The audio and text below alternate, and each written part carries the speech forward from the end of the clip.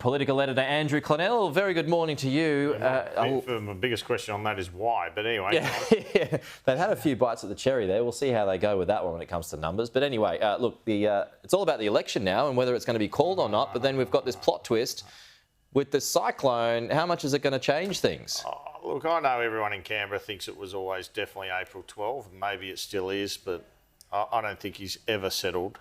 I think on Monday he started to think more April 12, but hang on, there's a cyclone.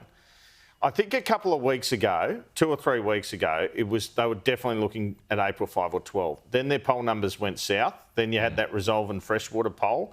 Then they went, oh, well, we might look at May. Now their numbers have come back, and there's two arguments around that. Either you keep going and hope they get even better, or you take advantage. Most of the cabinet thinks they should take advantage, but how bad would it look if there was a cyclone, heaps of damage, and you're rocking up to your alumni and out the front in the courtyard saying, OK, well, there's an election on now. I mean, it all depends on the damage of the cyclone, really. And that means it's a last-minute call on Sunday or Monday. And it's even a call now. I mean, I know the Prime Minister's in Queensland today. Does he still go to WA for the WA election as planned? I guess he'll probably be OK as long as he doesn't play tennis. But look, I mean... Yeah.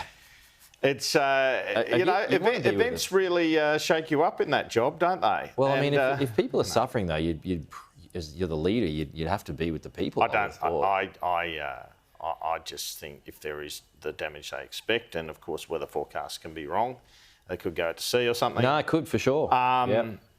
Yeah, they'd be better to hold off. I don't see a real difference in the result of this election, whether they hold a budget or not. The only things that are probably going to surprise are things that happen overseas, and they could happen in a campaign anyway, and you have to be nimble. So there's a budget ready to go?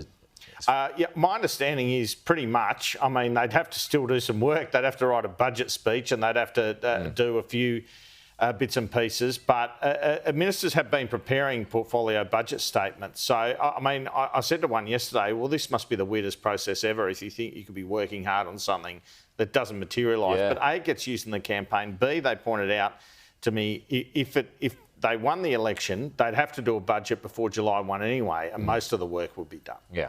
It's like, sometimes you ever stay up late and prepare research for an interview, and then the next day the interview falls over. That's a good comparison, but this is a little bit more work than that, Pete. I know, just sort of bringing it home. Anyway, there you go, Andrew. Appreciate that. We'll chat again soon.